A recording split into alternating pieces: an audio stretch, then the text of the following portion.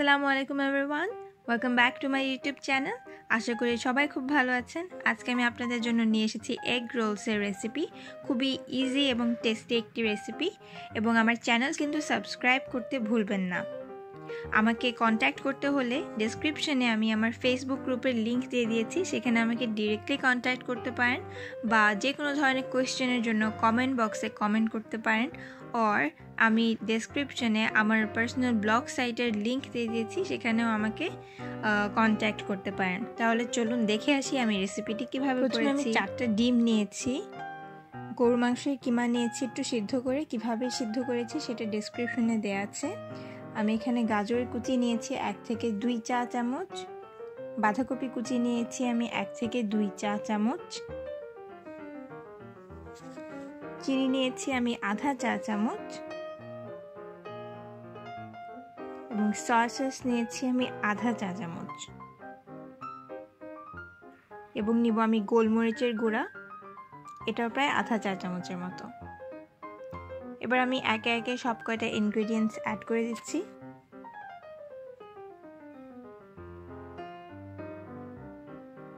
এখানে আমি গরুর মাংসের কিমাটা সেদ্ধ করে নিয়েছি। আপনারা চাইলে এখানে আগের দিনের যে ফ্রিজে রান্না করা গরুর মাংস বা মুরগির মাংস থেকে যায়, 1-2 পিস একটু উঠিয়ে রাখলে বা ফ্রিজে থাকলে ওটাও কিন্তু বের করে কুচি কুচি করে কেটে ডিমের সাথে মিশিয়ে নিতে পারেন।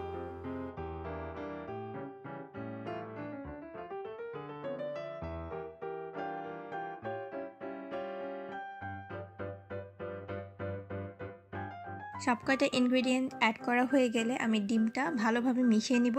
খুব ভালোভাবে মিক্স করে নিতে হবে, যেন ইনগ্রেডিয়েন্টগুলো এক জায়গায় দলা না পাকিয়ে থেকে পুরো ডিমটাই ভালোভাবে মিক্স হয়ে যায়। একটা ফ্রাইং প্যানে আমি একটু তেল নিয়ে গরম করে নিব, এবং ফ্রাইং প্যানটা যেন খুব তেলতেলে হয়, খসখসে যেন না হয়। ননস্টিক হলে খুবই ভালো।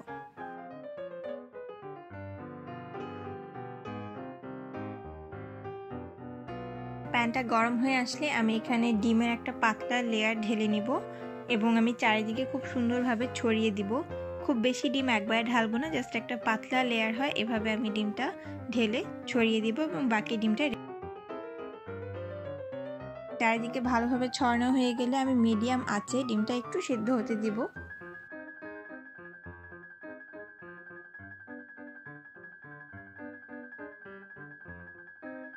সিদ্ধ হয়ে আসলে আমি ভিডিওর মতো এভাবে করে ফোল্ড করে নিব।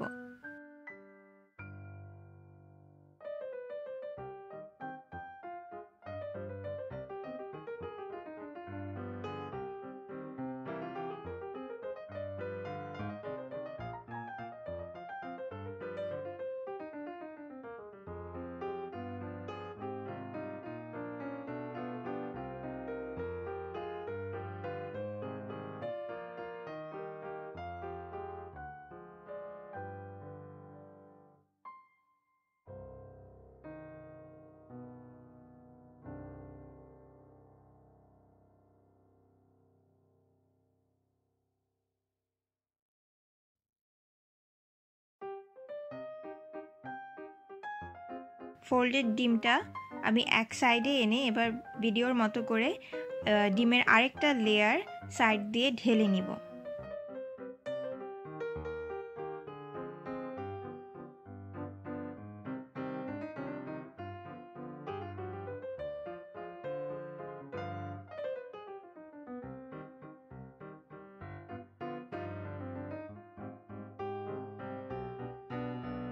এই লেয়ারটাও একটু সিদ্ধ হয়ে আসলে আমি ডিমটাকে আবার ভিডিও মতো করে ফোল্ড করে নিব, এবং আমি সেম প্রসেসটা রিপিট করব যতক্ষণ না পর্যন্ত আমার ডিমের হোল মিক্সচারটা শেষ হয়ে যায়।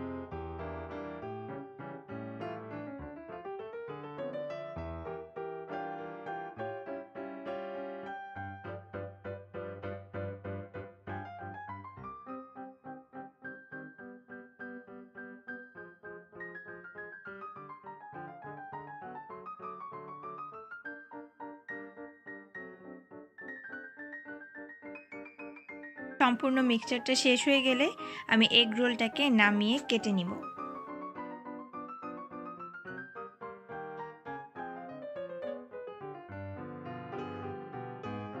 এগ রোলটা হয়ে গিয়েছে, এবার এটাকে আমি সুন্দরভাবে কেটে নিব।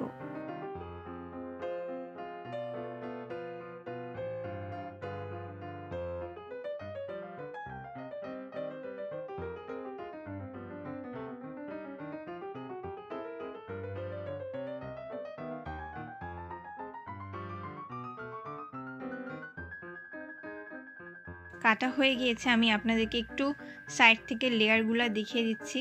খুব সুন্দর কয়েকটা সেপারেট লেয়ার হয়েছে রোলটার।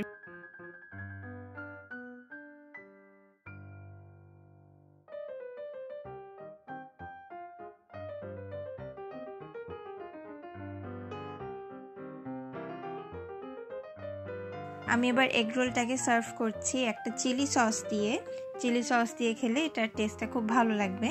আপনারা যে কোনো ধরনের সসে এটা সার্ভ করতে পারেন বা ইচ্ছা হলে সস ছাড়াই সার্ভ করতে পারেন। এবার আমার খাওয়ার পালা, আমি টেস্ট করে দেখি। জাস্ট ওয়াও, টেস্টটা একদমই ওয়াও টাইপের।